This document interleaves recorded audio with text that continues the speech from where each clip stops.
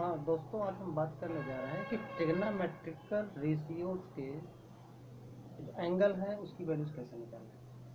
जैसे sign 30, sign 45, 60 degree, 90 degree, इन सब की हम वैल्यूज कैसे निकालते हैं कि जो साइन 30 इक्वल टू √3/2 ऐसे सब कहते हैं, तो उसको कैसे आता है वो मैं उस पर बात करने चल रहा हूँ। तो चलिए ठीक है, इसमें यहाँ पर हम लिख दे रहे हैं साइन कास, ऐसे साइन है, कासिक है, और कास है, सेक है, और टैन है, काट है। इसके में यहाँ पर एक 0 डिग्री है, 30 है, 45 है, 60 है, 90 है, और 90 प्लस अभी आगे निकालना है। चलिए इसमें एक एक पर बात करते हैं। तो सबसे पहले चलिए यहाँ पर हम इसको चलिए सेलेक्ट करते हैं, 30 और 60 डिग्री दोनों को। लेट अस कंसीडर कि एक जो है आपके पास है इक्विलैटरल ट्रायंगल है। इक्विलैटरल ट्रायंगल है, सारे जो एंगल होंगे वो 60 डिग्री के होंगे। और चलिए हम यहाँ, ये आपका हो गया 60 डिग्री का, ये भी 60, ये भी 60। इसका नाम हमने ABC रख दिया है, और इसी को हम थीटा ले रहे हैं। थीटा है आपका एंगल। यहाँ से अगर मैं एक परपेंडिकुलर ड्रा करूँ इस पर, ये लाइन ये 90 डिग्री है, तभी हम इसमें जो है लगा सकते हैं पाइथागोरस थ्योरम। इसे ध्यान रखिएगा, जो ट्रिग्नोमेट्रिकल रेशियो है तो बेसिक इसकी वो होती है कैरेक्टरिस्टिक, ये राइट एंगल ट्रायंगल पर ही वर्क करेगा। बाकी लिए या तो आप कंस्ट्रक्शन करके फिर उसको राइट एंगल ट्रायंगल बना लीजिए। तो 60 हो गया, ये इसको जो है दो इक्वल पार्ट में बाइसेक्ट हो गया 60 था, तो यहाँ पर बचा आपका 30। चलिए इसमें एक जो इसका पॉइंट यहाँ पर परपेंडिकुलर है वो 90 डिग्री, उसको D मान लेते हैं। तो जरा सा CD की वैल्यू क्या होगी। अगर ये पूरा x है और ये पूरा A भी x है, क्योंकि इक्विलैटरल ट्रायंगल है, A भी x है, तो ये जो CD होगा इसकी वैल्यू, तो यहाँ से AD की वैल्यू हो जाएगी x/2, हाफ हो जाएगा, बाइसेक्ट करेगा। तो AD CD स्क्वायर क्या होगा इसमें। तो इसमें अगर मैं Pythagoras, applying Pythagoras theorem in triangle ADC by Pythagoras theorem, in triangle ADC by Pythagoras theorem, Pythagoras theorem.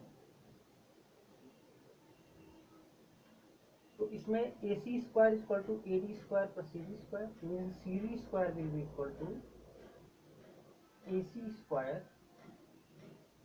Minus AD square, क्योंकि AC square equal to CD square plus AD square, तो CD square will be equal to AC square minus AD square equal to AC x है, x का square कर दिया, minus AD आपका x/2 का square करेंगे तो x स्क्वायर अपॉन 4, ये आपका आ गया 3x square upon 4। Mean CD equal to क्या हो गया, √3x square upon 4, that is x√3/2। Means इस ए आ गया आपका x√3/2। तो हमारे पास आ गया। अब हम किसी की वैल्यू लिख सकते हैं, जैसे हमें लिखना है साइन 60 इक्वल टू P/H होता है, परपेंडिकुलर अपॉन हाइपोटेन्यूज। तो 60 हमने लिया है तो CD हमारा हो गया परपेंडिकुलर, हाइपोटेन्यूज यही रहेगा। तो परपेंडिकुलर उसमें हुआ x√3/2 अपॉन x कैंसिल √3/2, तो साइन 60 ये हो गया। किसी के लिखना है cos 60 के लिखना है, cos 60 base by hypotenuse, base आपका 60 हम ले रहे हैं तो परपेंडिकुलर लाइन हुए बेस हुआ x/2 अपॉन x कैंसिल 1/2 है।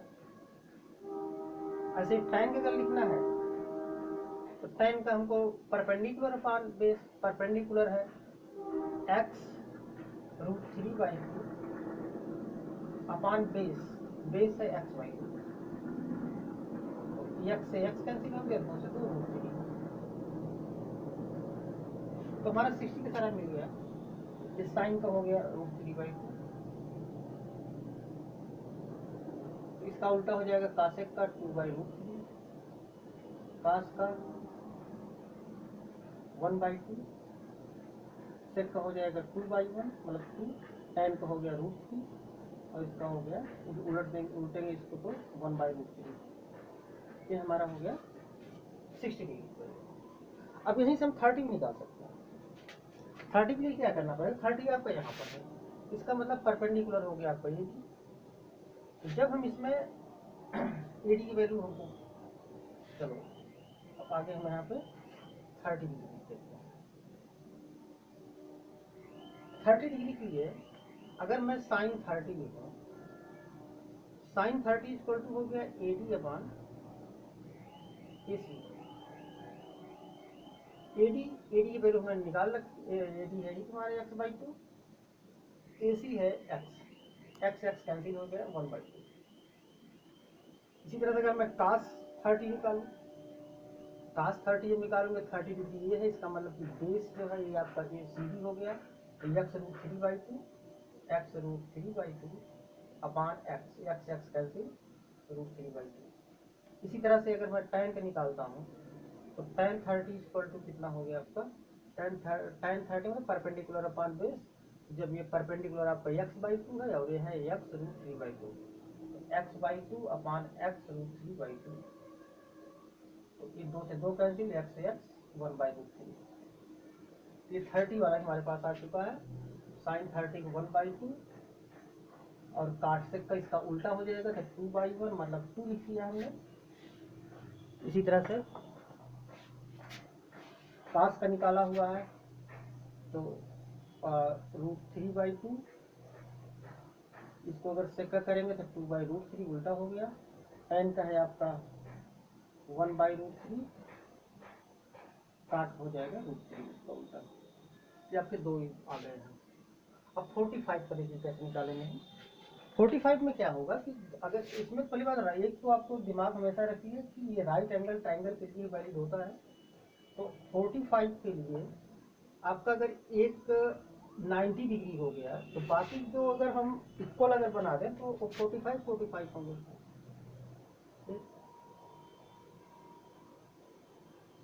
ये अगर 90 डिग्री हो गया है तो ये आपका इधर दोनों अगर ये सेम है, दोनों अगर x AB है तो ये 45 ये भी होगा, 45 ये भी इक्वल साइड। ये अपोजिट जो है अगर कोई साइड इक्वल है अपोजिट इक्वल अगल इक्वल होते हैं, या इसका रिवर्स भी होता है। तो x a है इसका ही वैल्यू क्या होगा x√2। चलो ABC में निकाल भी देता हूँ इसको, x√2 कैसे है, मतलब AC² will be equal to AB² plus BC² by Pythagoras theorem.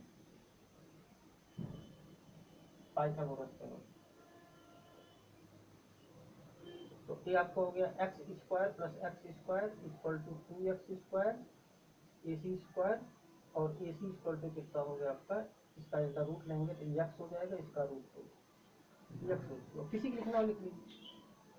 जैसे साइन 45 अगर हमने लिखा, साइन 45 अगर लेंगे 45 ये भी चाहे जहाँ से आप रख कर लीजिए। 45 लिया तो परपेंडिकुलर अपॉन हाइपोटेन्यूज x हुआ अपॉन x√2, कैंसिल हो गया 1/√2। इसी तरह से cos 45 इक्वल टू 1 ये भी आपका cos 45 लेंगे बेस अपॉन हाइपोटेन्यूज, ये भी हुआ आपका x अपॉन x√2 1/√2। अगर tan 45 लेंगे तो tan 45 लेंगे perpendicular upon base, x/x cancel होके 1 आया। इसमें जो है साइन का 1 हो गया, कास का 1 हो गया, tan का 1/√2 इसका हो गया आपका tan का हो गया 1। अब इसको पलट दीजिए तो इसका रिवर्स वाला मिल जाएगा तो √2 हो गया कासेक वाला, साइन को उल्टा 2 आया था तो ये हो गया √2/1 और इधर आपका हो गया था कासेक का था, कास का था 1/√2 तो √2 ये भी हो गया। tan का 1 आया हुआ है तो काट का 1, ये आपका हो गया 45 का। अब 0 और 90 का देखते हैं क्या है। इसके पीछे थोड़ा सा लॉजिक है, ज़्यादा कठिन नहीं है।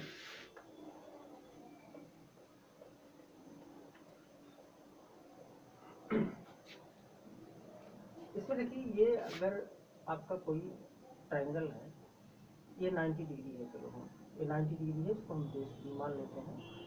और यहाँ पर चलो ए है, ये सी है, ये थीटा है यहाँ मान लो। अब थीटा को अगर हमें जीरो करना होगा, थीटा अगर इस थीटा इज जीरो, थीटा बराबर जीरो है अगर, तो इसका मतलब कि ये जो लाइन है ये इसके ऊपर आ गई।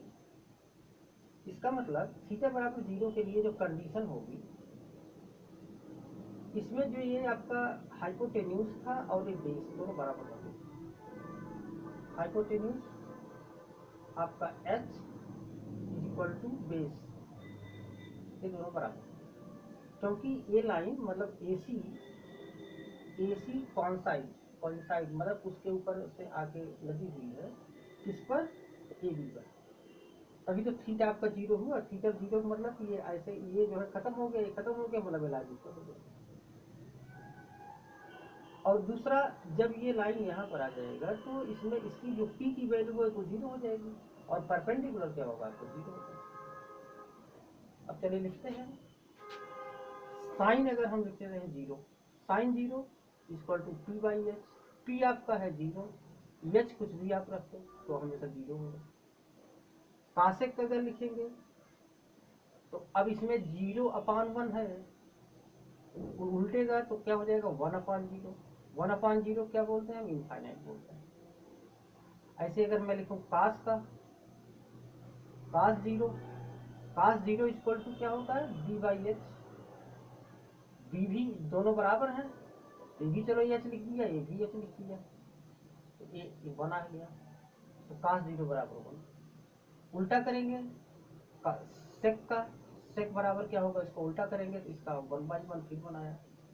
इसी तरह से आपका tan का क्या होगा, tan zero perpendicular upon P by B होता है।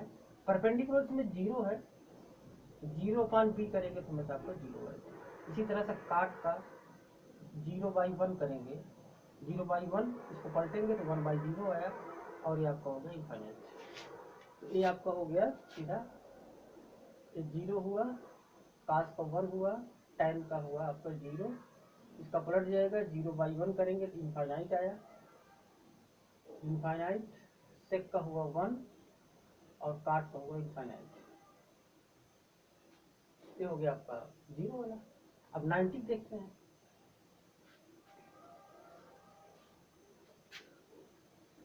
किसी भी नंबर को अगर मैं जीरो से डिवाइड करता हूँ तो वो इनफाइनाइट आएगा। नॉट डिफाइंड या अपरिभाषित नहीं लिखना है। नॉट डिफाइंड का मतलब कि जीरो अपान जीरो, और इनफाइनाइट मतलब कि वन अपान जीरो, केवल एक जीरो डिनोमिनेटर। चलिए अब इसमें ये 90 कब बनेगा, ये थीटा बराबर 90 कब होगा। थीटा बराबर अगर 90 है, इसका मतलब ये है कि अभी ये लाइन ऐसे चली गई इस तरह से, इस लोकेशन पर, मतलब ये ऐसे हो गया, तब तो 90 बना। तो इस केस में अगर थीटा बराबर 90 हो रहा है तो इसका मतलब कि इधर ये जो परपेंडिकुलर था और ये हाइपोटेन्यूज, ये दोनों बराबर हो गए, P और H हो गया, और ये दोनों बहुत बड़े हैं, कभी कभी मिल नहीं रहे तो पैरेलल लाइन हो गई, इनफाइनाइट हो गई।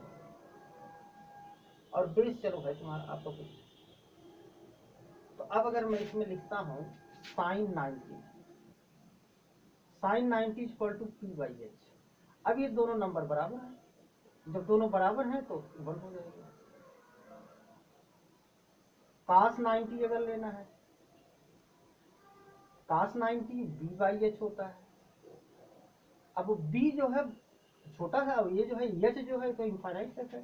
तो जब हम किसी छोटे नंबर को, जैसे बी को हमने डिवाइड किया किसी बहुत बड़े नंबर से जिसका इनफाइनाइट है, इनफाइनाइट मतलब वन अपान जीरो है, जीरो यहाँ पहुँच जाएगा, तो B into zero upon one that is zero upon one that is zero, यानी किसी नंबर को मैं इनफाइनाइट डिवाइड करूँ जीरो आता है, तो यानी कि कास 90 इक्वल टू क्या हो गया, जीरो। Similarly tan 90